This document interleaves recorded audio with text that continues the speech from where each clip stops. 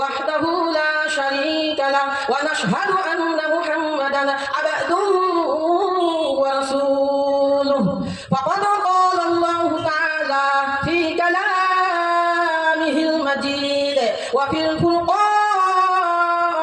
الحميد أعوذ بالله من الشيطان الرجيم بسم الله الرحمن الرحيم إن الله اشترى من المؤمنين أنفسهم وأموالهم بأن لهم الجنة وقال النبي صلى الله عليه وسلم أعددت لعبادي الصالحين ولا عين رأت ولا أذن سمعت ولا على خطر على قلب بشر صدق الله وصدق رسوله الكريم أما بعد আজকের জলসা সুনামধন্য সভাপতি সাহেব এবং দূর দূরান্ত থেকে আগত মেহমানে কিরাম সকলকে আমার অন্তরস্থল থেকে সালাম ও শুভেচ্ছা জানাই। আসসালামু আলাইকুম ওয়া রাহমাতুল্লাহি ওয়া বারাকাতুহু।